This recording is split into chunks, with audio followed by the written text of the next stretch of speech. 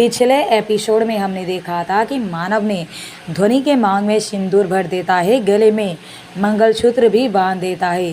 पंडित जी कहते हैं विवाह संपन्न हुआ, अब आप दोनों पति पत्नी हुए। ये देखकर रणवीर को काफ़ी गुस्सा आ रहा था। वही अंगद ये सब देखकर तो जैसे हवा में उड़ रहा था। उसने खुद से कहा इस सब के बारे में जानकारी दादी जी को जल्द से जल्द देनी पड़ेगी। ये न्यूज़ सुनकर दादी जी तो बहुत खुश हो जाएंगे। तभी उसे मानव की कड़क आवाज़ सुनाई देती है तो वो अपनी ख्यालों की दुनिया से बाहर आता है। मानव ने अंगद से कड़क आवाज़ में कहा, तुम जैसा सोच रहे हो वैसा करने की हिम्मत भी मत करना, वरना मुझसे बुरा कोई नहीं होगा। इस बारे में मैं तुमसे बाद में बात करूँगा। अभी के लिए ध्वनि, पापा मम्मी को यहाँ से बाहर लेकर जाओ, मैं अभी आता हूँ। तो अंगद ध्वनि, सुजाता जी और रघुवीर जी को लेकर बाहर जाता है। उनके बाहर जाते ही मानव ने रणवीर के पास आकर धमकी देते हुए कहा, एक बात कान खोलकर सुन ले, आज के बाद तू उससे दूर ही रहेगा, वरना तेरे लिए अच्छा नहीं होगा। अब वो कोई मामूली लड़की नहीं बल्कि मानव बजाज की वाइफ है। अगर तूने उसकी तरफ आंख उठाने की कोशिश भी की तो तुझे जिंदा गाड़ दूंगा। अच्छा होगा कि तू उससे दूर ही रहेगा। अभी के लिए जिंदा छोड़ रहा हूँ, पर आगे से ऐसा तो कुछ भी नहीं करेगा। अगर तू मुझे ध्वनि के आस पास भी नज़र आया तो मुझसे बुरा कोई नहीं होगा। आई होप तुझे मेरी बात समझ में आ गई होगी। मानव के मुंह से ये सब बातें सुनकर रणवीर के मुंह से शब्द ही नहीं निकल रहे थे। उसकी सांसें जैसे थम सी गई थी। ये बोलकर मानव भी अब वहाँ से बाहर चला गया। बाहर पहुंचकर वो देखता है कि रघुवीर जी, सुजाता जी और ध्वनि गाड़ी के अंदर बैठे हुए हैं, जबकि अंगद गाड़ी के बाहर खड़ा होकर मानव का इंतज़ार कर रहा था। मानव ने अंगद के पास जाकर कहा, मुझे तुमसे कुछ बात करनी है। तो अंगद और मानव वहाँ से कुछ दूर पर चले जाते हैं। मानव ने सीरियस होते हुए अंगद से कहा, आज यहाँ जो कुछ भी हुआ तो उसके बारे में किसी से कुछ नहीं कहेगा, और अगर तूने कोई गड़बड़ किया तो मुझसे बुरा कोई नहीं होगा, समझे? अंगद ने मानव से कहा, लेकिन क्यों? तुझे पता है ना कि दादी जी तेरी शादी को लेकर कितनी बेताब है। जब उन्हें पता चलेगा कि तूने शादी कर लिया तो वो कितना खुश हो जाएंगे। लेकिन पता नहीं तुझे क्या प्रॉब्लम है, तूने बताना क्यों नहीं चाहता? मानव ने अंगद को धमकाते हुए कहा, नहीं, अभी तू किसी को कुछ नहीं बताएगा। जब टाइम आएगा तो मैं दादी जी को खुद जाकर सब कुछ बता दूंगा। अगर तूने फिर भी गड़बड़ की तो समझ ले मुझसे बुरा कोई नहीं होगा। अंगद ने मानव को कहा, ठीक है, मैं किसी को कुछ नहीं बताऊंगा। खुश?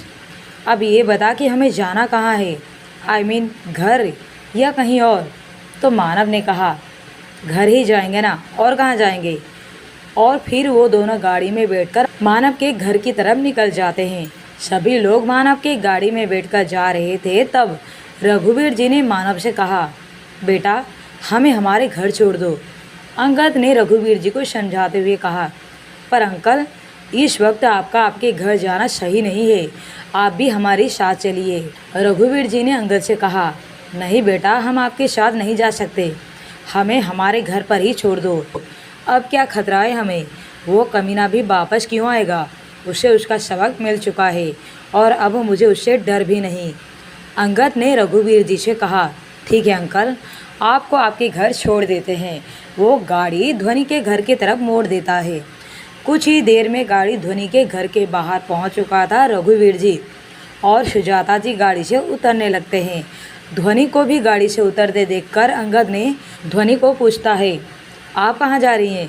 तो ध्वनि ने अंगद को देखते हुए कहा, कहाँ जा रही हूँ उसे क्या मतलब है तुम्हारा? अपने घर जा रही हूँ, और कहाँ जाऊँगी?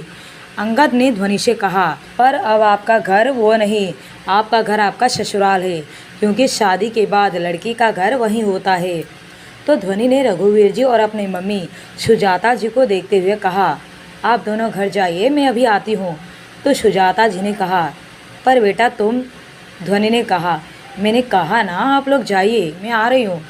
वो लोग वहाँ से चले जाते हैं।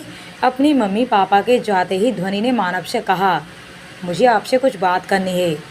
तो अंगद ने उन दोनों को अकेला छोड़कर वहाँ से बाहर चला गया। अंगद के बाहर जाते ही मानव ने ध्वनि से कहा, बोलो क्या बात करनी है।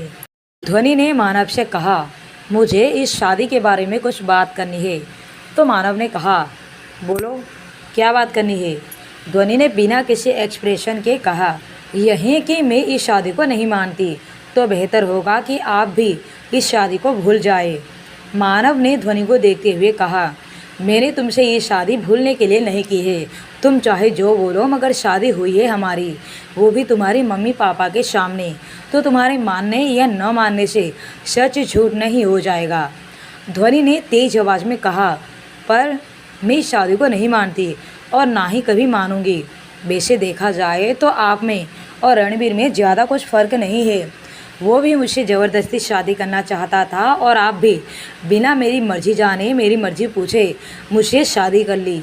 ध्वनि की बात सुनकर मानव को बहुत गुस्सा आ रहा था और वो ध्वनि को अपने करीब खींच लेता है, जिससे ध्वनि के बाल उसके फेस पर आ जाते हैं। मानव ने ध्वनि के बालों को उसके कान के पीछे करते हुए कहा, मुझे तुम उस रणवीर से कंपेयर करने की गलती दोबारा मत करना। मैंने जो कुछ भी किया तुम्हारे लिए किया, और रही बात तुम्हारी मर्जी की, तो बहुत ही जल्द तुम अपनी खुशी से खुद इस शादी को अपनाओगी। लेकिन जब तक तुम इस शादी को अपनी खुशी से नहीं अपनाती, तब तक तुम मेरी सिर्फ एम्प्लॉय हो और कल से अपनी ड्यूटी ज्वाइन कर लेना। ये बोलकर मानव ध्वनि को छोड़ देता है। मानव के छोड़ने के बाद ध्वनि तुरंत गाड़ी से बाहर निकल जाती है और अपने घर के तरफ चली जाती है। ध्वनि के जाते ही अंगद मानव के पास चला आता है। अंगद ने मानव के पास जाकर पूछता है, क्या हुआ, भाभी ने क्या बोला।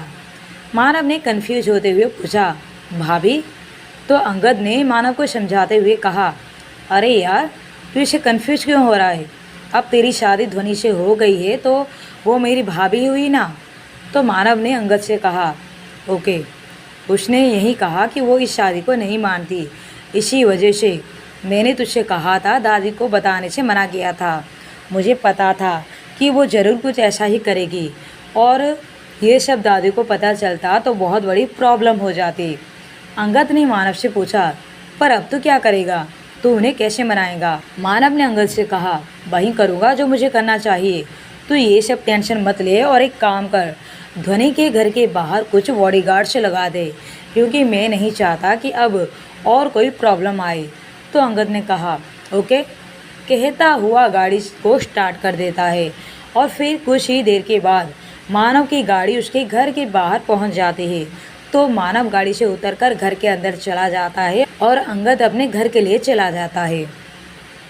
मानव सीधे रूम में जाकर शावर लेने के लिए चला जाता है। शावर के नीचे खड़े होकर मानव आज जो कुछ भी हुआ उसके बारे में सोच रहा था और ध्वनि के बारे में सोचते हुए उसके फेस पर स्माइल आ जाती है और लगभग 10 मिनट के बाद वो वॉशरूम से बाहर निकल जाता है।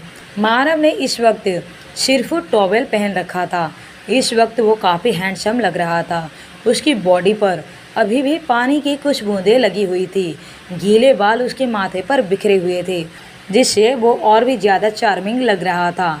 मानव ने मिरर के सामने खड़े होकर अपने आप से कहा, आखिर मैं तुम्हें अपना बना ही लिया और अब देखता हूँ कि तुम मुझसे कब तक दूर रहती हो। मानव ध्वनि के बारे में सोचते हुए ही जाकर अपने बेड पर लेट जाता है और इस वक्त उसकी फेस पर एक सुकून से भरी मुस्कान थी। वहीं दूसरी तरफ ध्वनि के घर का माहौल थोड़ा गर्म था। इस वक्त ध्वनि को काफ़ी गुस्सा आ रहा था। वह गुस्से में अपने रूम में इधर से उधर घूम रही थी और अपने आप में बड़बड़ा रही थी कि तभी सुजाता जी ध्वनि कमरे में आते हैं और उनको गुस्से में देखकर पूछते हैं, क्या हुआ, तू इतनी गुस्से में क्यों है। तो ध्वनि ने गुस्से में कहा, मम्मी, इतना सब कुछ होने के बाद भी आप मुझसे पूछ रहे हो कि मैं गुस्से में क्यों हूँ। आज जो कुछ भी हुआ वो सही नहीं था, इसलिए मुझे गुस्सा आ रहा है। सुजाता जी ने ध्वनि से कहा, लेकिन ध्वनि ऐसा क्यों बोल रही है, तेरी शादी उस रणवीर से तो नहीं हुई ना, तो क्या सही नहीं हुआ। तो ध्वनि ने गुस्से में कहा, हाँ मम्मी, मेरी शादी उस कमीने से तो नहीं हुई, लेकिन इस खड्डू से तो हो गई ना। घूरता तो ऐसे है जैसे वो अभी किसी का मर्डर कर देगा। तो सुजाता जी ने कन्फ्यूज होते हुए कहा, मर्डर? वो मर्डर क्यों करेगा किसी का, तुम कहना क्या चाहती हो। तो ध्वनि ने गुस्से में कहा, यही कि जिससे मेरी शादी हुई है वो एक नंबर का खड्डूस, अकड़ू, बदतमीज और शड़ू किस्म का इंसान है।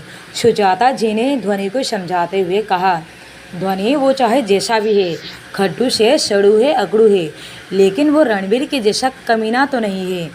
ध्वनि भले ही मैं उसे ज़्यादा तो नहीं जानती, लेकिन उसे पहली बार देखकर इतना तो समझ गई हूँ कि वो एक नेक दिल इंसान है, और इसी वजह से मैंने उसे तुझसे शादी करने से नहीं रोका था, और मैं चाहती हूँ कि तू भी इस शादी को एक मौका देकर देखे। तो ध्वनि ने गुस्से में कहा, मम्मी वो चाहे जैसा भी हो, पर मैं इस शादी को नहीं मानूंगी। आपको जो बोलना है बोलो, लेकिन मैं शादी को नहीं अपनाने वाली। तो सुजाता जी ने उसे समझाते हुए कहा, ठीक है, जैसा तुझे ठीक लगे वैसा कर, पर एक बात मैं तुझे समझा देना चाहती हूँ, तू चाहे जो करना है कर, तुझे इस शादी को अपनाना है या नहीं अपनाना है, जो भी हो, पर सच तो ये है कि शादी हो चुकी है, और अब ये तेरी मांग का सिंदूर और गले में मंगलसूत्र जो कि तूने पहना है, उसकी जगह एक शादीशुदा लड़की के ज़िंदगी में काफ़ी इम्पोर्टेंट है। ऐसा माना जाता है कि अगर एक लड़की सुहागन होते हुए भी सिंदूर और मंगलसूत्र को ना पहने तो उसके पति की उम्र घट जाती है। मैं तो यही कहूँगी ध्वनि कि तू इस शादी को मान या मत मान, पर तेरे गले से मंगलसूत्र और माँ का ये सिंदूर नहीं हटना चाहिए। तो ध्वनि ने सुजाता जी से कहा, मम्मी आप ये किस सदी में जी रहे हैं, और ये क्या अनाप शनाप बक रहे हैं, ऐसा कुछ नहीं होता। तो सुजाता जी ने उसे समझाते हुए कहा, सदी चाहे जो भी हो, रिवाज नहीं बदल जाते। सिंदूर और मंगलसूत्र के ना पहनने से पति की उम्र पर असर पड़ता है। माँ हूँ तेरी, अब क्या तुझे रिक्वेस्ट करनी पड़ेगी? जो कहा है उसे मान तो सकती हो ना, कहकर वो वहाँ से चली जाती। काफ़ी देर सोचने के बाद ध्वनि ने खुद से कहा, ठीक है मम्मी, अगर आप चाहती हैं तो आपके खुशी के खातिर मैं इस सिंदूर और मंगलसूत्र को खुद से दूर नहीं करूंगी, पर ये आप भी अच्छे से जानती है कि मैं इस शादी को नहीं मानने वाली। ये सोचते हुए ध्वनि को नींद आ जाती है और वो सो जाती है। अगले दिन सुबह रघुवीर जी खटिए पर बैठे चाय पी रहे थे और सुजाता जी उनके पास बैठी हुई दोनों आपस में कुछ बातें कर रहे थे।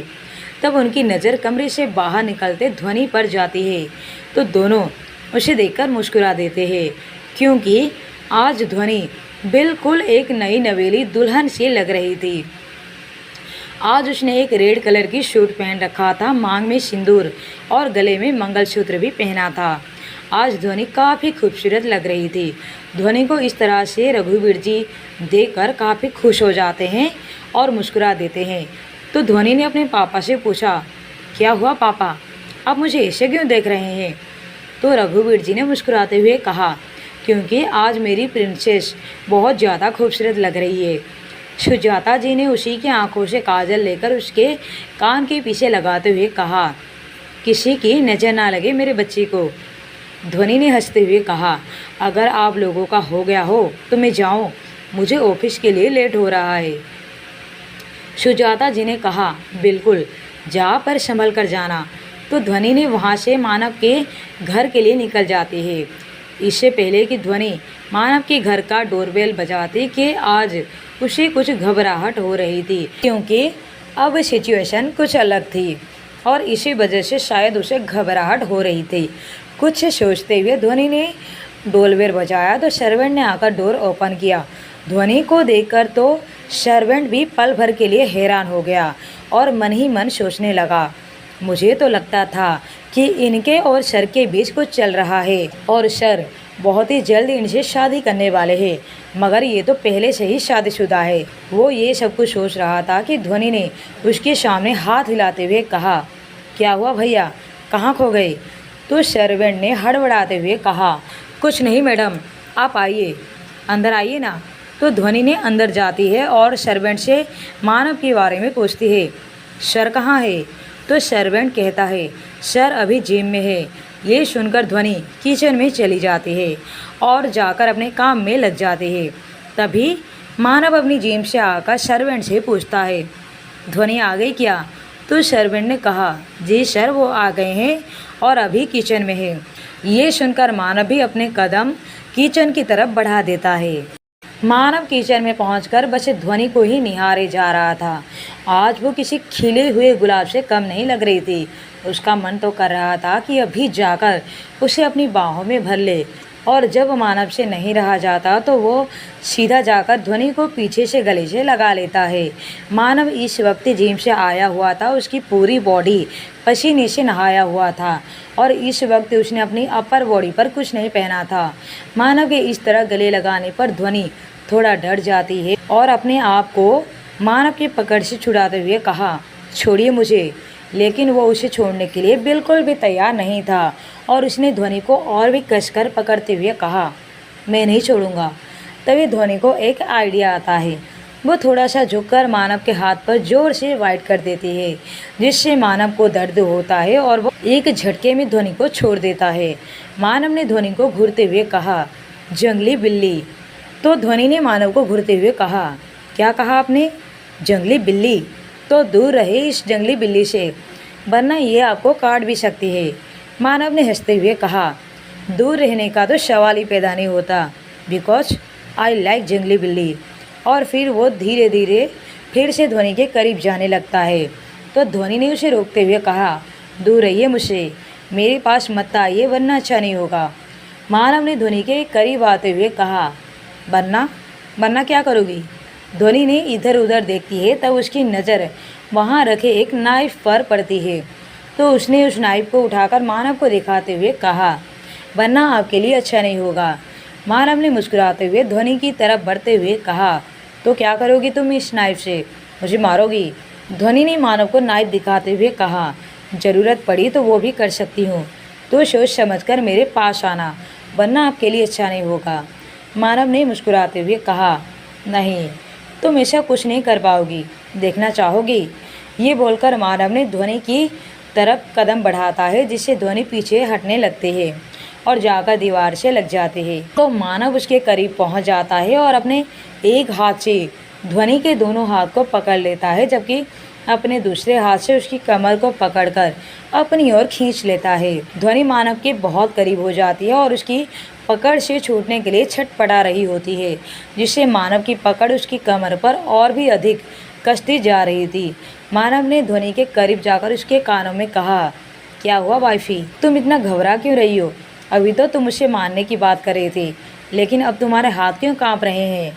मानव को खुद के इतने ज़्यादा करीब देखकर ध्वनि की हार्ट बीट नॉर्मल से काफ़ी ज़्यादा बढ़ गई थी और उसके रोंगटे खड़े हो गए थे। अपनी प्रेजेंस का ध्वनि पर इस तरह का असर देकर मानव मन ही मन काफ़ी खुश हो रहा था। मानव ने ध्वनि के कान पर बाइट करते हुए कहा, ये रहा मेरा बदला, जो तुमने अभी मुझे बाइट किया था उसका। तो ध्वनि मानव को गुस्से से घूर कर देख रही थी। मानव ने ध्वनि से पूछा, क्या हुआ वाइफी, तुम मुझे इस तरह से घूरकर क्यों देख रही हो, जैसे मुझे अब भी खा जाओगी? ध्वनि ने घूरते हुए कहा, डोंट कॉल मी दैट, मैं आपकी कोई वाइफ नहीं हूँ, तो मुझे प्लीज़ वाइफ बुलाना बंद कीजिए। और रहा आपको खाने की बात, तो मैं कोई नॉनवेज नहीं खाती हूँ, मैं वेजिटेरियन हूँ। मानव ने मुस्कुराते हुए कहा, अरे ऐसा कैसे हो सकता है, हमारी शादी हुई है, तो इस हिसाब से तुम मेरी वाइफ ही हुई ना? तो वाइफ ही नहीं तो और क्या बुलाऊंगा? ध्वनि ने गुस्से में कहा, मैंने कहा ना आपसे कि मैं इस शादी को नहीं मानती, फिर भी आप ये सब क्यों कर रहे हैं? मानव ने ध्वनि से कहा, तुम नहीं मानती पर मैं तो मानता हूँ इस शादी को, और रही बात तुम्हारे मानने की, तो तुम भी बहुत ही जल्द मानोगे, आई प्रॉमिस यू। और ये बोलकर वो वहाँ से चला जाता है। मानव के जाने के बाद ध्वनि ने खुद में बड़बड़ाते हुए कहा, बड़े आए प्रॉमिस करने वाले, मैं भी देखती हूँ कि ये कैसे अपना प्रॉमिस पूरा करते हैं, जब मैं शादी को अपनाऊंगी ही नहीं। कुछ देर बाद वो लोग ब्रेकफास्ट करके ऑफिस के लिए निकल जाते हैं। जैसे ही ध्वनि ऑफिस में पहुंचती है तो सब ध्वनि को आंखें फाड़ फाड़ कर देख रहे थे, क्योंकि आज ध्वनि आई ही कुछ ऐसी थी जिसे सब लोग उसे ही देख रहे थे। उन लोगों को खुद को इस तरह से देखना ध्वनि को अजीब लग रहा था। तो उसने वहाँ बैठे एक लड़की से पूछा, जो कि अब उसकी फ्रेंड बन चुकी थी, और वो भी इस समय ध्वनि को अजीब नज़रों से देख रही थी। तो ध्वनि ने उससे पूछा, क्या हुआ, तुम मुझे ऐसे क्यों देख रही हो जैसे मैं कोई अजूबा हूँ? तो वो लड़की आयशा ने ध्वनि को देखते हुए कहा, नहीं, मैं तो ये देख रही थी कहीं मैं सपना तो नहीं देख रही हूँ। तो ध्वनि ने हैरान होते हुए कहा, क्या मतलब? तो आयशा ने कहा, ये सिंदूर और ये मंगलसूत्र, क्या तुमने बिना शादी किए ही पहन लिया है?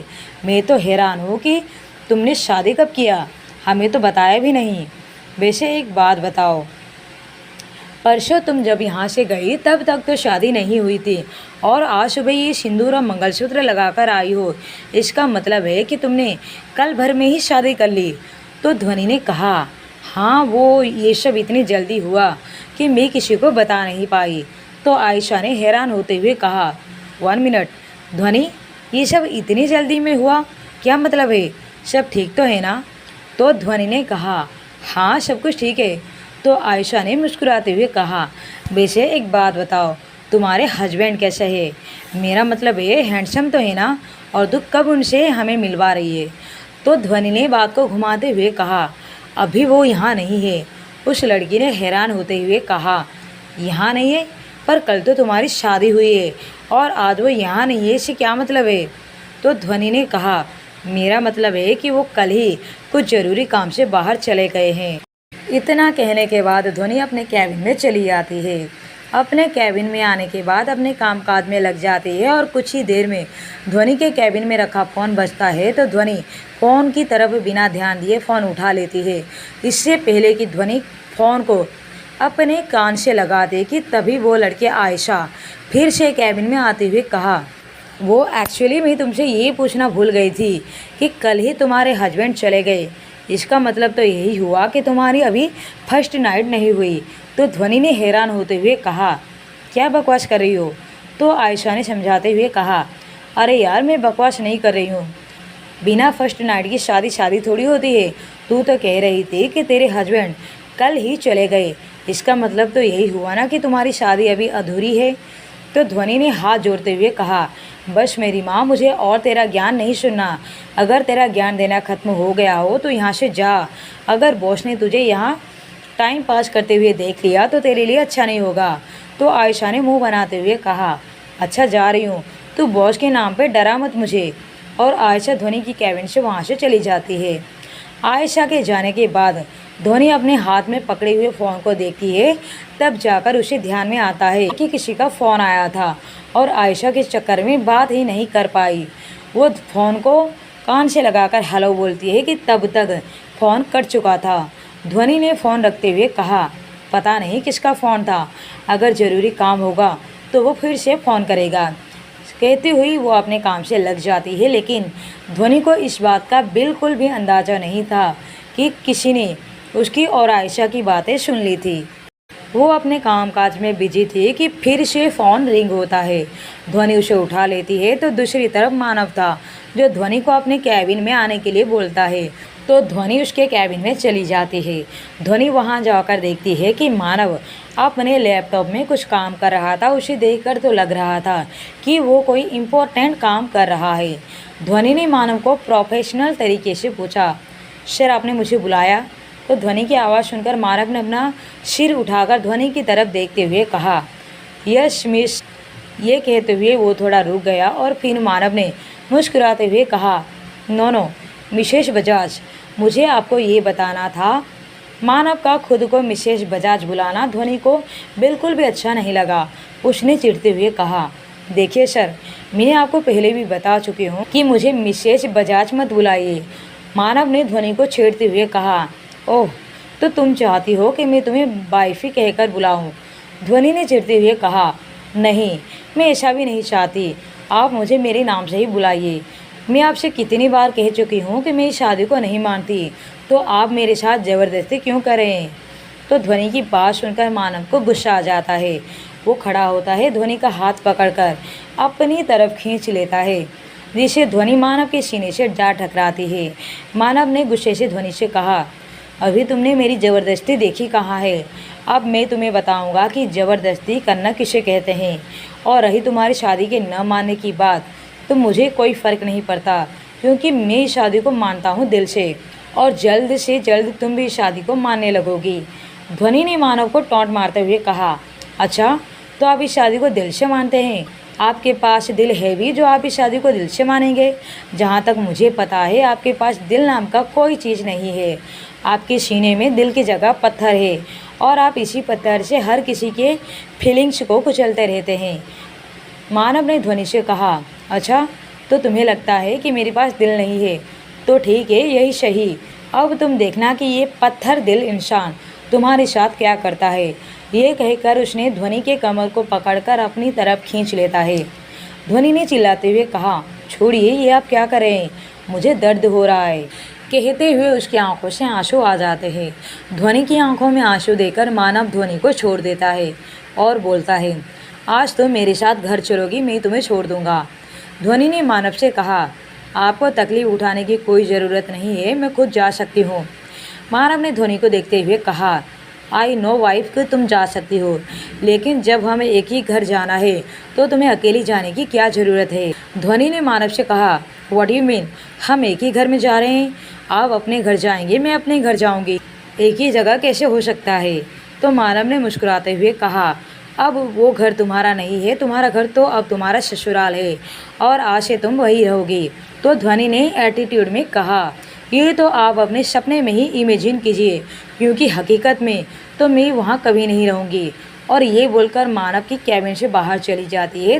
ध्वनि के बाहर जाते ही मानव ने अपने आप से कहा, तुम ज़रूर चलोगी, वो भी अपनी मर्जी से, ये वादा है मेरा।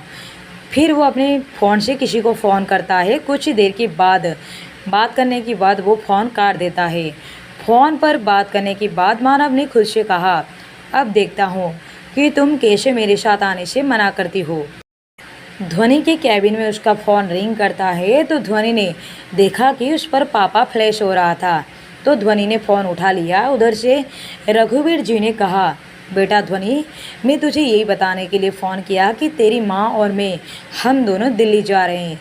तेरी बुआ का फ़ोन था और वो हम दोनों को बुला रही थी, शायद कुछ ज़रूरी काम है। तो ध्वनि ने रघुवीर जी से कहा, लेकिन पापा अचानक से, सब ठीक तो है ना। तो रघुवीर जी ने कहा, हाँ बेटा, सब कुछ ठीक है, उसे कुछ ज़रूरी काम होगा इसलिए बुला रही होगी। तो ध्वनि ने कहा, ठीक है पापा, आप जाइए। तो रघुवीर जी ने ध्वनि की चिंता करते हुए कहा, मुझे तेरी फिक्र हो रही है, तो यहाँ अकेली कैसे रहेगी। तो ध्वनि ने रघुवीर जी से कहा, पापा आपको मेरी फिक्र करने की कोई ज़रूरत नहीं, मैं अपना ध्यान रख सकती हूँ, आप बेफिक्र होकर जाइए। तो रघुवीर जी ने ध्वनि से कहा, अरे ऐसे कैसे फिक्र ना करो, वो रणबीर अभी भी कुछ भी कर सकता है, इसलिए मैंने ये फैसला लिया है कि तुम यहाँ अकेली नहीं रहोगी। तो ध्वनि ने अपने पापा से पूछा, पर पापा मैं वहाँ अकेली नहीं रहूँगी तो कहाँ जाऊँगी। तो रघुवीर जी ने ध्वनि से कहा, जब तक हम वापस नहीं आ जाते तब तक तुम दामाद जी के साथ रहोगी। उनके घर पर मैंने उनसे बात कर लिया है, वो तुम्हें अपने साथ ले जाएंगे। ध्वनि ने गुस्से में अपने पापा से कहा, पापा वो आपके कोई दामाद जी नहीं है, मैंने आपसे कहा ना कि मैं शादी को नहीं मानती, फिर आप ये सब क्यों बोल रहे हैं। तो रघुवीर जी ने भी गुस्से में कहा, ध्वनि तेरे मानने या न मानने से सच झूठ नहीं हो जाएगा, तेरे न मानने से ये सच नहीं बदल जाएगा कि तेरी उनसे शादी हुई है। अब मुझे इस बारे में कोई बहस नहीं करना है, मैंने जो बोल दिया वो बोल दिया। अब यही मेरा आखिरी फैसला है कि तुम वहीं रहोगी, और अगर तुमने ऐसा नहीं किया तो मुझसे बुरा कोई नहीं होगा। और हाँ, मैं उनसे फ़ोन करके पूछता रहूँगा तुम्हारे बारे में, तुम चुपचाप उनके साथ चली जाना। मुझे भी लेट हो रहा है, मैं निकलता हूँ। इससे पहले ध्वनि कुछ और बोल पाती तब तक फ़ोन कट चुका था। जब ध्वनि के पास मानव के साथ जाने के अलावा कोई और रास्ता नहीं था तो यही बात सोचकर ध्वनि को बहुत ज़्यादा गुस्सा आ रहा था। तभी ध्वनि के कैबिन में मानव आता है तो ध्वनि उसे घूर कर देखने लगती है। ध्वनि को इस तरह खुद को घूरता हुआ देखकर मानव ने ध्वनि से कहा, क्या हुआ, तुम मुझे ऐसे क्यों देख रही हो जैसे अब भी खा जाओगे। तो ध्वनि ने गुस्से में दांत पीसते हुए कहा, मेरा बस चले तो मैं आपको कच्चा ही चबा जाऊँ। मानव ने शरारत से मुस्कुराते हुए कहा, अरे इतना भी क्या जल्दी है, पहले हम घर तो पहुंच जाए, फिर तुम मुझे आराम से खा सकती हो। मानव के इस डबल मीनिंग बात को ध्वनि अच्छे से समझ रही थी। फिर उसने बात को बदलते हुए मानव से कहा, ये बात आपको पहले से पता था ना, पापा ने आपको पहले से ही फ़ोन करके बता दिया था, तो आपने मुझे ये पहले क्यों नहीं बताए। तो मानव ने कहा, क्या फ़र्क पड़ता है वाइफी, अगर मैं तुम्हें पहले बता भी देता तब भी तुम्हें मेरे साथ जाना ही पड़ता और अब भी जाना है, लेकिन ससुर जी ने मेरा काम और भी ज़्यादा आसान कर दिया, तुम्हें अपने पास रखने वाला काम। ध्वनि ने मानव को घूरते हुए कहा, मुझे ऐसा क्यों लगता है जैसे कि आपने ये सब कुछ जानबूझकर किया है। आपने ही पापा को ऐसा कुछ कहा होगा कि पापा अचानक से दिल्ली जा रहे हैं। मानव ने कहा, 1 मिनट, तुम्हें ऐसा क्यों लगता है कि मैंने कुछ किया है? मैंने ससुर जी को कुछ नहीं कहा, उन्होंने सामने से मुझे फ़ोन किया था। लेकिन हाँ, जब तुमने मेरे साथ आने के लिए मना किया तब ज़रूर मैंने फ़ोन किया था कि तुम मेरे साथ नहीं जा रही हो। ध्वनि ने मानव को घूरते हुए कहा, ओह, तो अब समझी, आपने पापा से मेरी चुगली की होगी, तभी वो मुझ पर इतना गुस्सा कर रहे थे। मानव ने कहा, मैंने ऐसा कुछ नहीं किया, तुम्हें जैसा समझना है वैसा समझो। अब चले या पूरी रात यहीं काटनी है ऑफिस में? पूरी रात यहीं काटेंगे तो तुम मुझे खाओगी कैसे? इस पर ध्वनि ने कुछ नहीं कहा। वो गुस्से में दांत पीसती हुई वहाँ से चली जाती है और ध्वनि के जाते ही मानव भी उसके पीछे पीछे चला जाता है। फिर वो दोनों जाकर मानव की गाड़ी में बैठ जाते हैं। गाड़ी मानव के घर की तरफ निकल जाता है। अब आगे की कहानी जानने के लिए बने रहे लव यू माई एंजल पर। कहानी का ये एपिसोड आपको कैसा लगा कमेंट में बताना बिल्कुल भी ना भूलें। साथ ही अगर आप चैनल पर नए हैं और अभी तक आपने चैनल को सब्सक्राइब नहीं किया है तो प्लीज़ सब्सक्राइब कर ले। कहानी में बने रहने के लिए थैंक यू।